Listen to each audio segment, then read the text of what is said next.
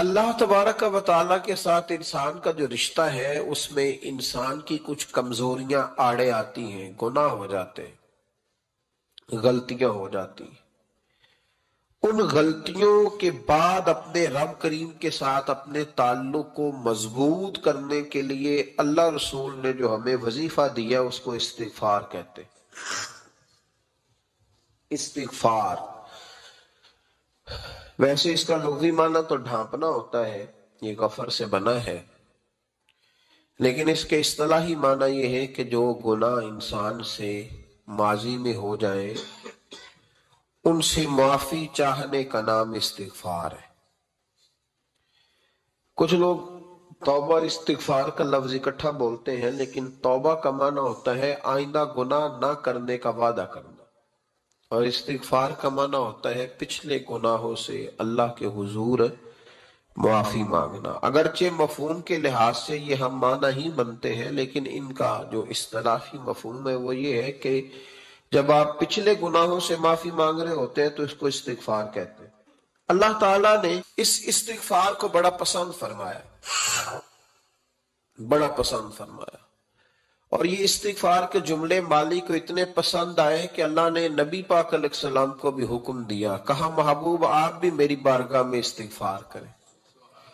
اگرچہ حضور کا استغفار اس معنی میں نہیں ہے، بلکہ نبی پاک کا استغفار تو بلندی درجات کا معاملہ ہے، چونکہ استغفار خود ایک عبادت ہے، تو یہ عبادت کرنے کا اللہ نے اپنے محبوب کو بھی ارشاد فرمایا۔ جب فتح مکہ ہوئی تو فرمایا اذا جاء نصر اللہ والفتح، جب اللہ کی مدد آئی تو پھر فتح نصیب ہوئی، وَرَأَيْتَ النَّاسَ يَدْخُلُونَ فِي دِينِ اللَّهِ أَفْوَاجًا، تو پھر آپ دیکھیں گے لوگوں کو، لوگ فوجوں کی فوجیں دین میں داخل ہو رہے۔ لوگ پہلے ایک ایک دو دو کر کے آیا کرتے تھے، تو اب فوجوں کی فوجیں آ رہی ہیں، تو یا اللہ ہم کیا کریں؟ تو رب کریم نے فرمایا محبوب فَسَبِّحْ بِحَمْدِ رَبِّكَ وَاسْتَغْفِرْ، اپنے رب کے لیے حمد کرو، تسبیح پڑھو اور استغفار کرو۔ کیا کرو؟ استغفار، معافی مانگو، اس کے حضور آہذاری کرو، استغفار کرو۔ معنی یہ ہوا کہ جب تو غلطی ہو جائے پھر بھی استغفار کرو، جب اللہ زیادہ نعمتیں دے پھر بھی پھر بھی استغفار کرو۔ ہمارے ہاں یہ ہوتا ہے کہ جب تو کوئی نقصان ہوتا ہے تو وہ اللہ کی طرف سے ہوتا ہے، نقصان ہو جائے تو کہتے ہیں اللہ کی مرضی تھی، اور فائدہ ہو جائے تو کہتے ہیں میں نے محنت ہی بڑی کی تھی، میری جدوجہد بڑی تھی۔ ایک بچہ ایک دفعہ میرے پاس کہیں انٹرویو کے لیے جا رہا تھا تو دعا کرانے آیا، کہنے لگا میں نے وہاں جانا ہے، دعا کیجئے گا اللہ تعالیٰ کامیابی دے۔ میں نے دعا کی، کچھ اس کو پڑھنے کو بتایا، لیکن کامیاب نہ ہو سکا، لوٹ آیا۔ تو میں نے پوچھا کہ کیا بنا؟ کہنے لگا حضرت صاحب بس اللہ کی مرضی تھی، اللہ کی مرضی تھی۔ پھر ایک دفعہ گیا تو اللہ کی مرضی تھی، تیسری دفعہ گیا کامیاب ہو گیا۔ تو بھئی اب کیا بنا؟ کہنے لگا جی جب میں داخل ہوا تو اس نے جاتے ہی مجھ سے پوچھا سب سے پہلا سوال یہ کہ تمہیں جنرل نالج کی بھی کچھ معلومات ہے یا شعبے کے آدمی ہو؟ تو میں نے کہا جناب پوچھئے۔ تو انہوں نے پاکستان کا حدود اربہ پوچھا تو میں نے فٹافٹ بتا دیا۔ پھر انہوں نے مجھ سے پوچھا کہ یہ جو مینار پاکستان ہے اس کی تجویز کس شخص نے دی تھی؟ تو میں نے فٹافٹ اس کا بھی نام بتا دیا۔ پھر شارٹ ہینڈ کے ایک دو سوالات اس نے کیے تو وہ بھی میں نے بتا دیے، تو الحمدللہ کامیاب ہو گیا۔ میں نے کہا بیٹے جب تو ناکام ہوا تھا تو اللہ کی مرضی تھی، اور کامیاب ہوا ہے تو میں لگا دیے، اب اللہ کی مرضی کدھر گئی؟ یہ اتنا بڑا نقص ہے انسانی فطرت کا، اتنی بڑی کمزوری ہے کہ معاذ اللہ تعالی ہم کمزوریاں قدرت کے کھاتے میں ڈال دیتے ہیں، اور ناکامیاں قدرت کے کھاتے میں، اور کامیابیاں کیا تماشا۔ حالانکہ ہونا یہ چاہیے تھا کہ جہاں انسان کمزور پڑے تو کہے میری غلطی تھی، میری غلطی تھی۔ صوفیاء یہ سبق دیتے ہیں، اللہ کے بندے یہ پیغام دیتے ہیں کہ جب تو کہیں ناکام ہو جائے تو سمجھ جائے تیری، اور جب تو کامیاب ہو جائے تو سمجھ لے اللہ راضی ہو گیا تھا، اللہ نے رحمت کر دی، اس نے فضل کیا۔ تو یاد رکھیں استغفار، کئی چیزوں پہ استغفار ہوتا ہے، کئی چیزوں پہ، اور استغفار کا نفع ملتا ہے۔ کیا نفع ملتا ہے؟ وہ سورہ नूह की आयत नंबर 10, 11 और 12 में अल्लाह ने बयान फरमाया कि इस्तिगफार सिर्फ गुनाह से माफी चाहने का नाम नहीं, बल्कि इस्तिगफार का तुम्हें फायदा मिलेगा। क्या? रब फरमाते हैं फकुल तुस्तगफिरू रब्बकुम। जब हजरत नूह की कौम कहत का शिकार हो गई, आजमाइशें आ गईं, तो आके हजरत नूह से कहने लगे अब हम क्या करें? तो क्या कहा हजरत नूह ने? फरमाया फकुल तुस्तगफिरू रब्बकुम। आपने फरमाया अपने रब से इस्तिगफार करो, अपने रब से। उन्होंने कहत की बात की, उन्होंने कहा कि खेतियां उजड़ गई हैं, बारिश नहीं हो रही, कहत की बात की। आपने क्या कहा? इस्तगफार करो। क्यों? कि इन्नहु काना गफ्फारा, बेशक अल्लाह बड़ा ही बख्शने वाला। वो क्या करेगा? युरसिलिस समा अलैकुम मिदरारा, वो तुम पर मूसलाधार बारिश बरसाएगा। जब तुम इस्तिगफार करोगे तो अल्लाह मूसलाधार बारिश बरसाएगा। व युमदिदकुम, और वो तुम्हारी मदद करेगा। इस्तिगफार करने वाले की अल्लाह कैसे मदद करेगा? बि अमवालिम व बनीन, तुम्हें माल भी अता करेगा और बेटे भी अता करेगा। बारिश भी देगा इस्तिगफार करने वाले को, और माल और औलाद से उसकी मदद भी करेगा। वयजअल लकुम जन्नतिन वयजअल लकुम अनहारा, अल्लाह तुम्हें जन्नत भी अता करेगा और तुम्हें नहरें भी अता फरमाएगा। तुम्हारे लिए जन्नत भी बनाएगा, अनहार भी बनाएगा। तौबा का, इस्तिगफार का तुम्हें ये फायदा मिलेगा। एक इस्तिगफार, हमारे बुजुर्गों ने वो लिखा है कि जब इंसान को अल्लाह नेमतें देता है तो फिर रब का हुक्म है कि उस पर शुक्र भी करे। नेमतों पर अल्लाह का शुक्रिया ना करने पर भी इस्तिगफार करना चाहिए। अल्लाह तूने बड़ा कुछ दिया था पर मैं शुक्र अदा इस पर भी। हमारा तो अब ये हाल है कि जो हमारे पास चीजें हैं वो हम कहते हैं ये तो मेरा हक था, लेकिन जो नहीं वो मुझे फटाफट मिलनी चाहिए। मतलब अगर मेरे पास सेहत है तो इसको मैं अपना हक समझ लेता हूं कि ये तो मेरा, ये चूंकि ठीक है जी, ये तो सही है, तंदुरुस्ती है, ये तो ठीक है, लेकिन कार कोई नहीं, वो जरा मिल जानी चाहिए। औलाद तो मेरे पास है, वो तो मेरा हक था, मेरा राइट था, माज़अल्लाह, वो तो हमने हक बना लिया। और मेरे पास बंगला कोई नहीं, वो मुझे फटाफट मिल जाना चाहिए। भाई ये किस तरह तेरा हक था, किस हिसाब से? यानी जो चीजें हैं उनको संभालने की फिक्र नहीं है, और जो नहीं है उनके तलब की फिक्र लगी हुई है। शुक्र नेमत को महफूज कर देता है, शुक्र नेमत को महफूज कर देता है, और नाशुक्री नेमत को लाइन शकर तुम लाज़ीदन्नकुम वलाइन कफरतुम इन्न अज़ाबी लशदीद। अल्लाह फरमाते शुक्र कर, मैं तेरी नेमतों में इजाफा कर दूंगा, और नाशुक्री करेगा तो अजाब दूंगा। फरमाया नहीं, कुलू वशरबू, खाओ भी और पियो भी, बस वला तुसरिफू, हद से ना बढ़ना, इसराफ ना करना, फजूल खर्ची ना करना। जो भी खाओ पियो हद में रह के। खाने पीने से इस्लाम मना नहीं करता, लेकिन वला तुसरिफू, हद से तजावुज। क्या माना है इसका? एक माना तो ये है कि जब तुम खाओ तो तुम हुदूद में रह के खाओगे, हलाल हराम की तमीज रख के खाओगे। तुम मुसलमान हो, तुम्हारे ऊपर कुछ जरूरियात हैं। ऐसा नहीं हो सकता कि जो तुम्हारे सामने आया तुम खा जाओ। जो तुम्हारा है तुम सिर्फ वही खाओगे, जो तुम्हारा नहीं है तुम उसके करीब नहीं जाओ। दूसरा माना ये है वला तुसरिफू का, हमारे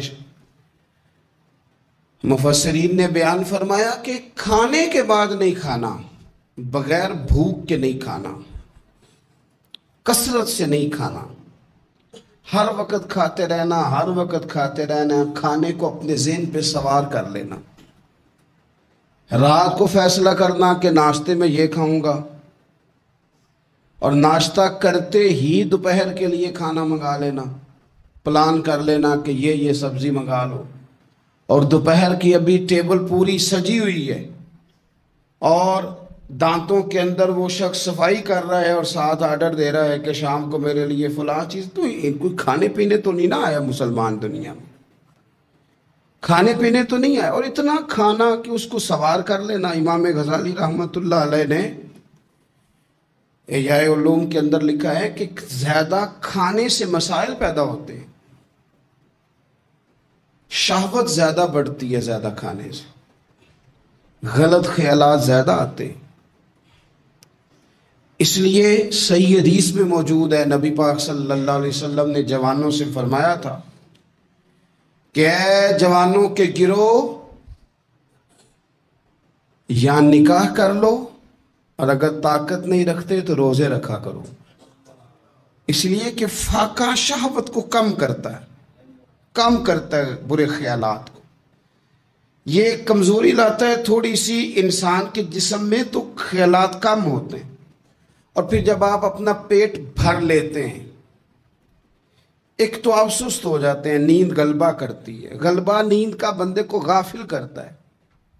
کیسے میں بتاؤں یہ بات، کیسے بتاؤں کہ بہت سارے پکے نمازی بھی فجر نہیں پڑھتے، سوائے اس کے کہ کھا بہت لیا ہے،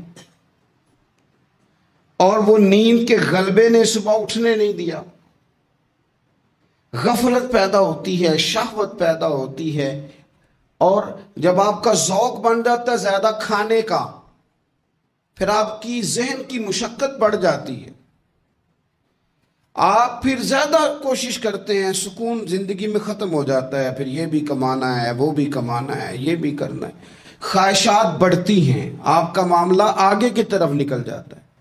کوشش کریں زندگی کے اندر آپ اعتدال کے ساتھ، یعنی اسلام کھانے سے تھوڑی منع کر رہا ہے، کھانے سے منع نہیں کیا جا رہا آپ کو حد سے بڑھنے سے، اعتدال میں رہ کے آپ یہ کام کریں، اعتدال میں رہ کے آپ کچھ چیزوں سے بچیں، معتدل رکھیں اپنے آپ کو۔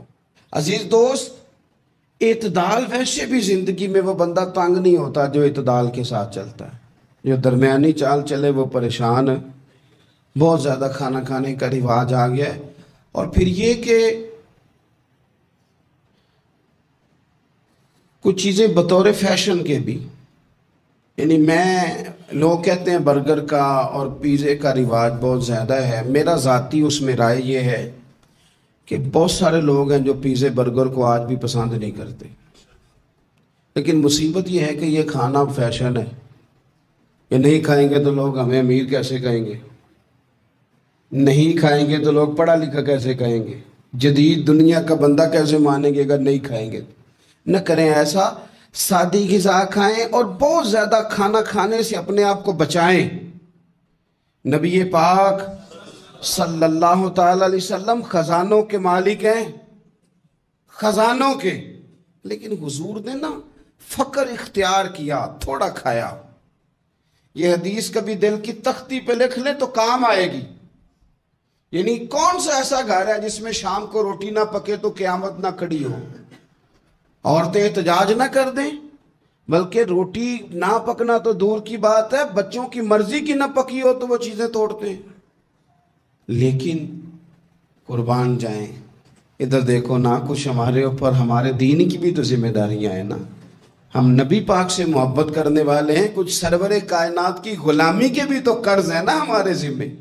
میرے نبی پاک صلی اللہ علیہ وسلم کی پیاری زوجہ ام المومنین عائشہ صدیقہ رضی اللہ تعالیٰ عنہ فرماتی ہیں، مدینہ شریف آنے سے لے کر حضور کے وصال ظاہری تک کبھی ایسا نہیں ہوا کہ ہم نے 3 دن تک مسلسل پیٹ بھر کے گندم کی روٹی کھائی ہو، 10 سالوں میں کبھی ایسا۔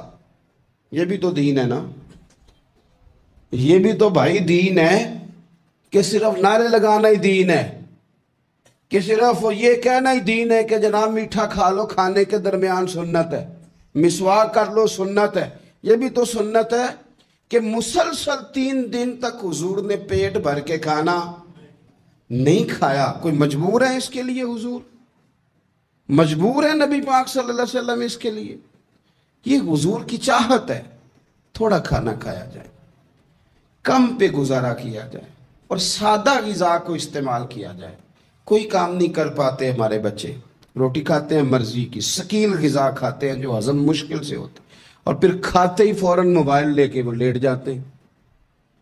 تو وجود کے اندر وہ صلاحیت ہی نہیں ہے کہ آگے بڑھ کے کوئی کام کر سکے۔ میرے نبی پاک علیہ السلام نے فرمایا کہ ہر چیز کی زکوٰۃ ہوتی ہے۔ ابن ماجہ میں یہ حدیث آپ کو ملے گی، ہر چیز کی زکوٰۃ ہوتی ہے۔ زکوٰۃ کا معنی پاک کرنے والی چیز۔ جب آپ زکوٰۃ دیتے ہیں تو زکوٰۃ آپ کے مال کو پاک کر دیتی ہے۔ فرمایا ہر چیز کی کوئی زکوٰۃ ہوتی ہے، اور فرمایا یہ جو تمہارا جسم ہے نا، اس کی زکوٰۃ روزہ ہے۔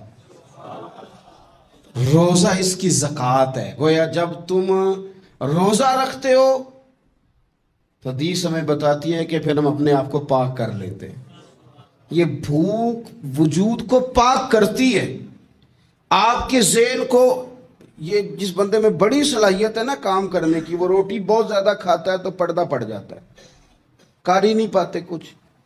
اور کھانے کے معاملے میں دیکھتا ہوں کہ شدت، میرا خیال ہے کہ شادی کے ولیمے میں جو گوشت پکتا ہے اس کے علاوہ بھی تو گوشت ہمیں ملتا ہی ہے نا، لیکن بعض لوگوں کو دیکھا جاتا ہے کہ وہ اتنا سالن ڈال لیتے ہیں کہ شاید ان کا خیال ہوتا ہے کہ آخری روٹی ہے، راج کے کھا لے، اس کے بعد شاید چھٹی ہے تیری۔ آپ کیا کر رہے ہیں؟ اتنا کھا سکتے ہیں آپ جتنا آپ نے ڈال لیا ہے؟